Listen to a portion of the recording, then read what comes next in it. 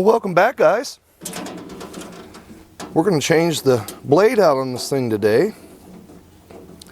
We are in the neighborhood of 5 hours or better on this thing. And I started noticing that we were leaving a few rough edges and starting to get a wavy cut. So it's time to change it out. Let's get this thing opened up. Yeah, we've got plenty of sawdust to work with, don't we? If you have a sawmill, you may want one of these, because this makes cleanup easy.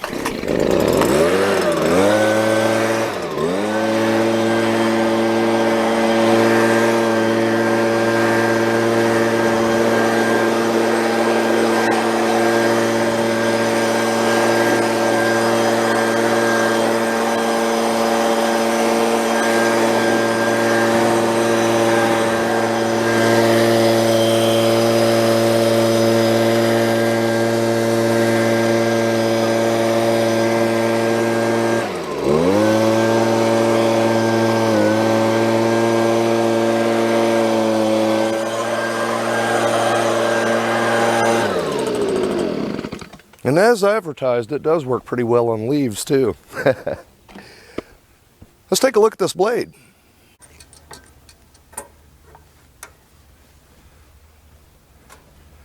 Lift this guy up to where we can get to it a little easier.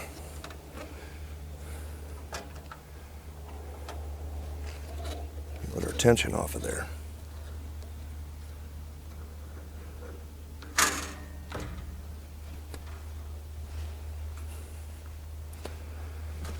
Swapping these things out is an easy process, and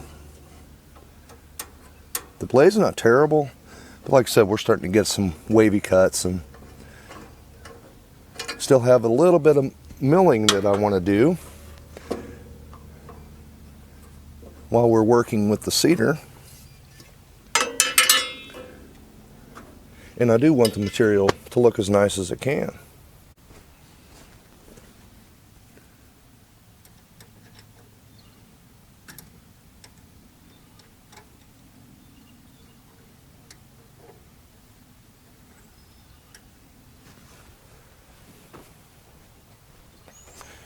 Now this is one thing that you want to make sure that you keep tight on your saw. On the previous blade, I did not realize that this thing had become that loose, and it actually pushed itself all the way back to the sets and was catching on the teeth and dulled the blade. So after you lift it up in order to change your blade out, make sure you get it set back in the position that you like to keep it in, and then tighten it back up.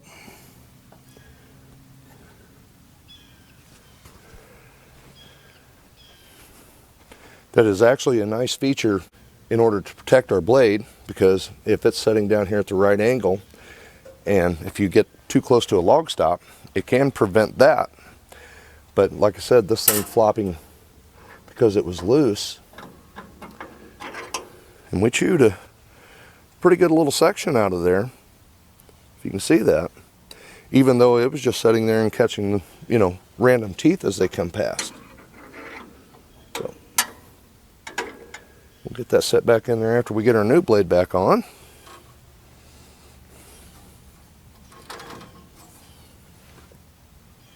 This guy's stuck on this side. There we go.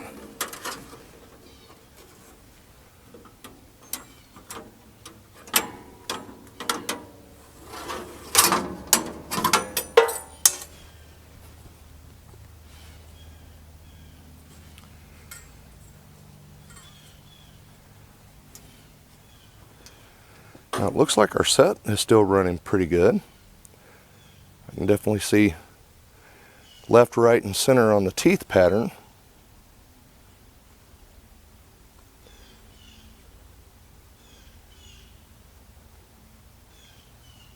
But yeah, starting to feel some dull teeth rolling around there, so it's definitely time to change it. This is one that I have sharpened. You can probably see in the camera how shiny the points are there. This blade in my left hand is the one we're replacing. Lift that up so you guys can at least see it.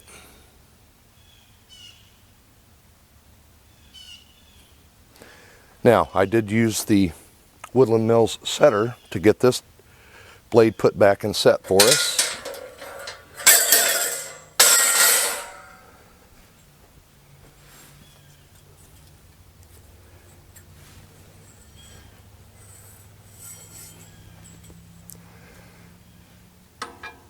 And then it's definitely a fun process. Getting all the way through the blade, getting everything set back to what they suggest as far as optimal setting for your material that you're cutting.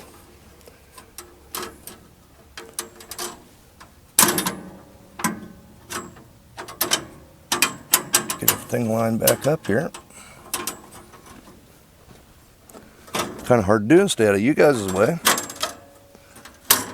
There we go.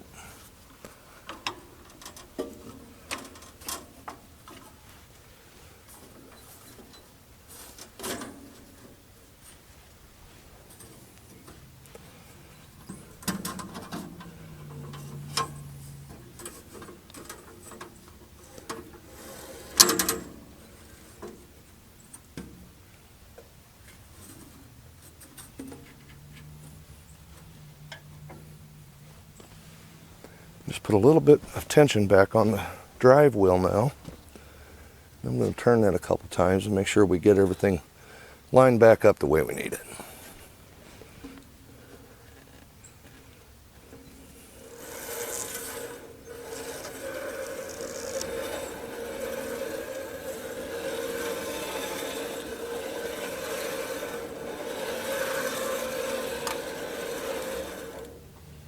Okay.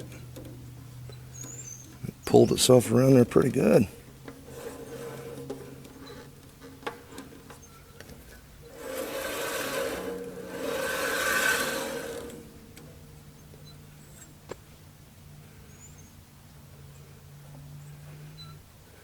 All right. I'm going to torque this thing back up to 25 foot-pounds, and then we'll give it a test run and make sure it's tracking okay.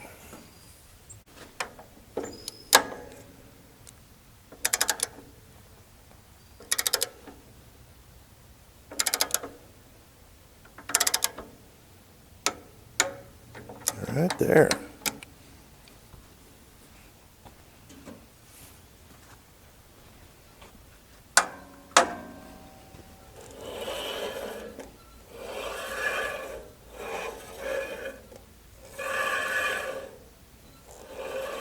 And what I'm watching for is to make sure we're rolling around our drive wheel pretty well straight with the same distance on the teeth to the wheel. And that looks pretty good. And this side here, since it's just following, I kind of pick me a line out down here on the bottom and watch the teeth as it's passing and see that they're in a straight line as best you can. I definitely don't want to hear any steel dragging as I'm turning the blade, so we're not pushing on our guide rollers or anything excessively. So I think that's pretty close. Get this guy set back in here where it belongs.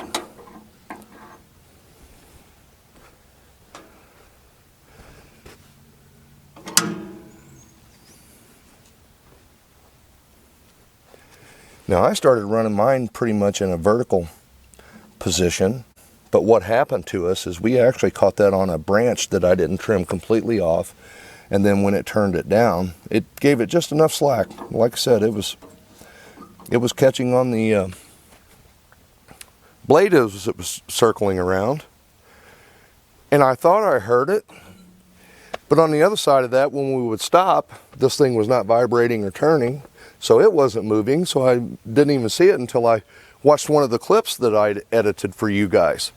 And when I seen that thing bouncing around, I realized that that was the problem.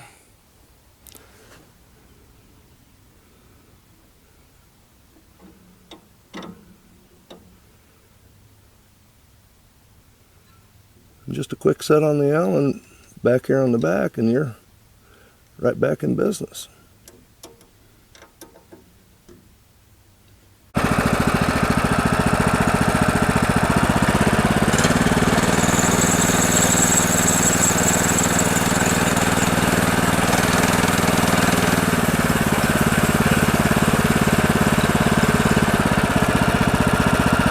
Yeah, nothing rubbing.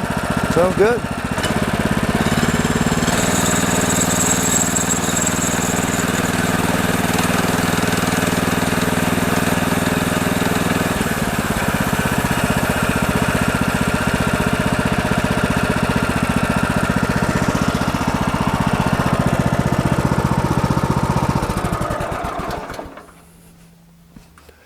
And for that, I was just watching my guides here and made sure that the blade was running straight with that. So I used that as a visual reference.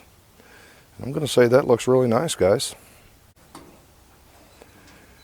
Now, if you own wooded acreage, and it doesn't matter if you're already having it logged off, but if you have one of these and you have trees that maybe the loggers didn't want but had to saw to remove out of their way so they could get to something else, you can drag all that stuff up, get it into a pile. If you're not going to mill it right away, you can paint the ends of it. The logs will sit there for a long time until you're ready.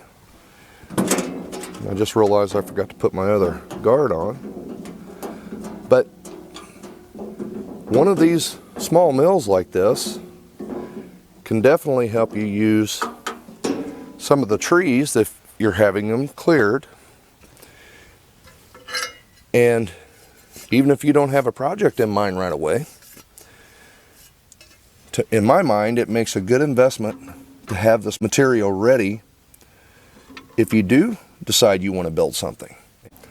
This thing would be excellent for fencing. If you're building wooden fence on your land, this is going to make short work of that for you.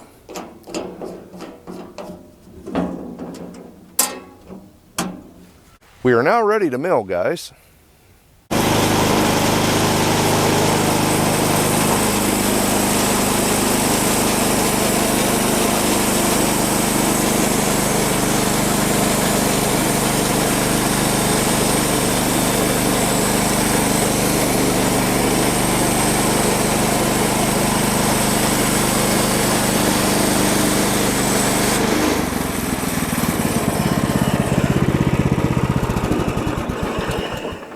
Well, watching the sawdust fly off the side here, we've done a pretty good job of getting this blade set back to where it needs to be.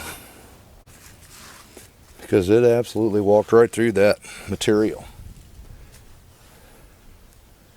No waves in the cut. I think we've done a pretty good job there, guys.